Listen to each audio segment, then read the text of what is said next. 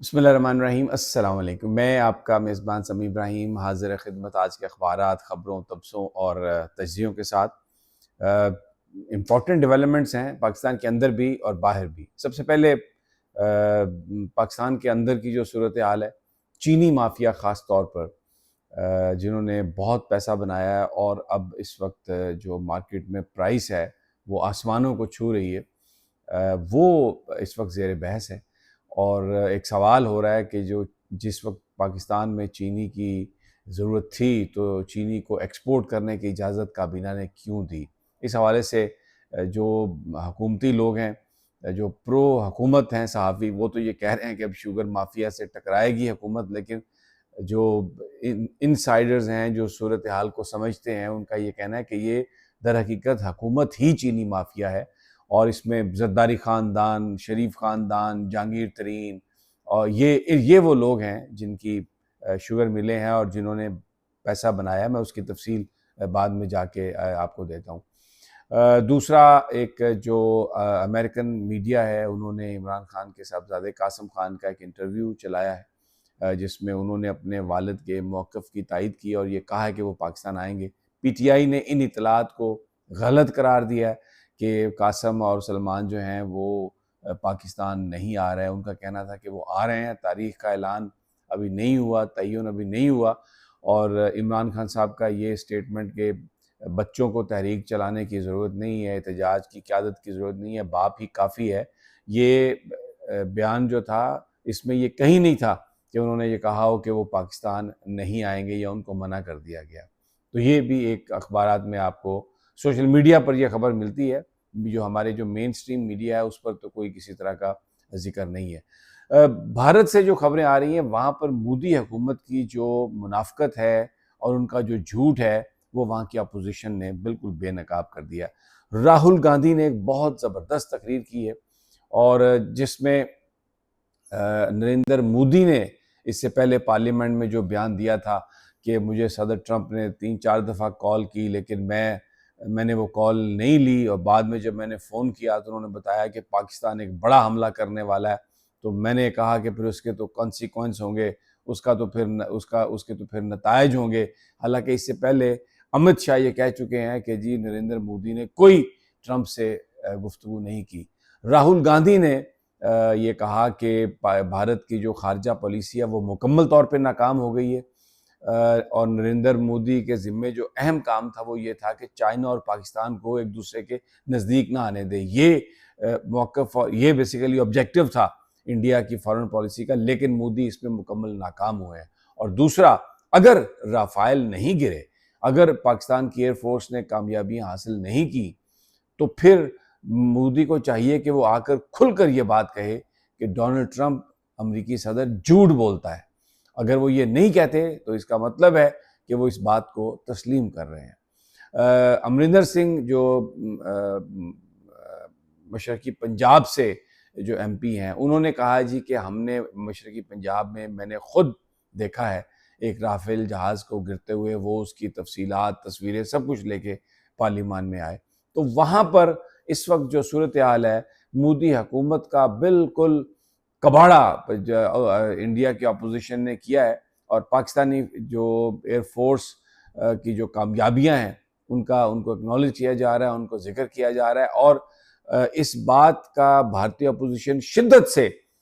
اس پر واویلا کر رہی ہے، اور یہ پوری دنیا کو بتا رہی ہے کہ جو اہداف ہونے چاہیے تھے، جو آبجیکٹیو تھے بھارتی حکومت کے خارجہ افیئرز میں، خارجہ پالیسی بنانے میں، مکمل طور پر حکومت اس میں ناکام ہوئی ہے، اور پاکستان نے کامیابی حاصل کی ہے۔ پاکستان نے اس حوالے سے پوری دنیا میں جو ہے نا وہ اپنا سکہ جمایا۔ تو اس وقت جو بھارتی اپوزیشن ہے وہ they are full praise of Pakistan. K P کے حوالے سے وہاں پر جو باجوڑ میں جو آپریشن ہے اس کے حوالے سے میں نے کل بھی آپ کو یہ بتایا تھا کہ علی امین گنڈا پور صاحب کے جو بیانات ہیں وہ وفاقی حکومت کے بیانات سے تھوڑے متضاد ہیں، ان سے ملتے نہیں ہیں۔ انہوں نے اب یہ جو خبریں آ رہی ہیں، جو سوشل میڈیا پر جو چل رہی ہیں، جو ان کا اپنا ویڈیو ایک پیغام ہے، اس میں انہوں نے ڈپٹی کمشنرز کو یہ کہا ہے کہ جب تک جو وزارت داخلہ ہے، یعنی صوبائی وزارت داخلہ، جب تک وہ نہ کہے تو آپ جو بیان آپ بالکل کرفیو آرڈر نہیں لگائیں گے۔ اور اس حوالے سے جو وہاں جو سوشل میڈیا رپورٹ کر رہا ہے باجوڑ کی تحصیل لوئی مامون میں اور دوسرے علاقوں میں، وہاں پر لوگ جو ہیں وہ ان کا سوشل میڈیا پر ویڈیوز چل رہی ہیں کہ وہ اعلانات کر رہے ہیں کہ دہشت گردوں کو کوئی پناہ نہ دے، اگر کسی نے دہشت گرد کو پناہ دی تو اس کے خلاف کارروائی کی جائے گی۔ یعنی آبادی جو ہے وہ بھی جو دہشت گردی ہے، جو وہاں پر اس طرح کی ایکٹیویٹی ہے، ٹی ٹی پی نے جو آ کر پنجے گاڑے ہیں، اس کی مخالفت کر رہی ہے مقامی پاپولیشن، اور کوئی بھی دہشت گردی نہیں چاہتا۔ مجھے لگتا ہے کہ جو بیسیکلی کہ آپریشن کس طریقے سے ہونا چاہیے، کیا جو صوبائی حکومت ہے اس کو آن بورڈ لینا چاہیے یا نہیں، یا یہ اس معاملے پر کچھ ضرور کوئی ڈفرینس آف اوپینین ہو سکتا ہے، لیکن جو مقامی آبادی ہے دہشت گردوں کے خلاف ان کی طرف سے بالکل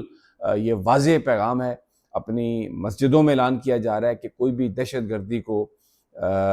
وہ نہیں دے گا،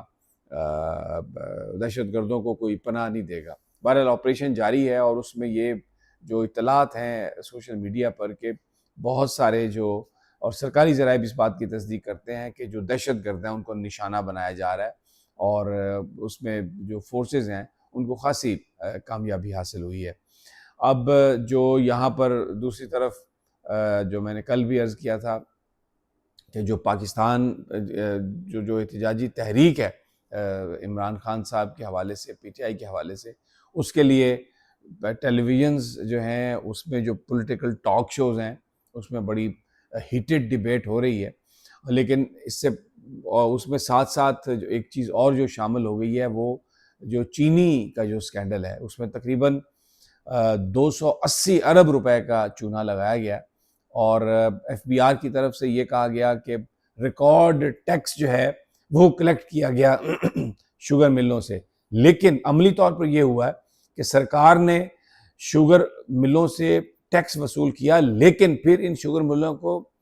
اجازت دی کہ جو مہنگائی ہے شوگر کی وہ کی گئی ہے، اور یہ تقریباً 300 ارب روپیہ لوگوں کی جیبوں سے نکال لیا گیا۔ تو بیسیکلی جو شوگر مافیا ہے وہ پوری طرح اس وقت کنٹرول کر رہی ہے، اس حد تک طاقتور ہے کہ پبلک اکاؤنٹس کمیٹی کے اجلاس میں جنید اکبر صاحب نے یہ بتایا کہ ہم نے اونرز کے نام مانگے تھے جو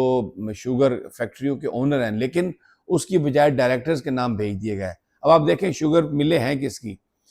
2 شوگر ملیں شریف خاندان کی ہیں، نواز شریف کی، ایک شہباز شریف کی، 12 جو ہیں وہ آصف زرداری کی ہیں۔ اچھا، پھر ہارون اختر صاحب جو ہیں ان کی ہمایوں اختر، جو ہارون اختر صاحب کے جو ہیں جنرل کہ میں شاید نام میں صحیح نہیں لے رہا، جو اختر خاندان ہے، ایک ان کی شوگر مل ہے۔ تو یہ 12 زرداری فیملی کی شوگر ملیں ہیں، تو یہ سارے بینیفیشری ہیں، سب بڑے لوگ جو ہیں، بڑے بڑے پولیٹیشین، اور یہ چونا عوام کو لگا رہے ہیں، لیکن میڈیا میں یہ کہا جا رہا ہے کہ جناب یہ شوگر مافیا اور شہباز شریف بڑا ایکشن لینے والے ہیں، وہی انصار عباسی صاحب آ گئے ہیں میدان میں، اور پھر ویسے مفتاح اسماعیل پر تنقید کرتے ہیں، مفتاح اسماعیل کو جھوٹا کہتے ہیں، لیکن ان کی سٹیٹمنٹس آؤٹ آف کانٹیکسٹ جو ہے وہ چلا کے تو یہ بتانے کی کوشش کر رہے ہیں کہ شہباز شریف چینی کے ایکسپورٹ کے خلاف تھے، لیکن بھائی اگر وہ خلاف تھے جب 1 لاکھ ٹن چینی ایکسپورٹ ہو گئی تھی اور چینی کی قیمتیں اوپر جا رہی تھی، تو بار بار کیوں اجازت دیتے رہے؟ اور اس میں طارق بشیر چیمہ صاحب کا بھی نام آ رہا ہے، کیونکہ وہ جو برآمدات کمیٹی تھے اس کے کمیٹی کے چیئرمین تھے۔ تو بہرحال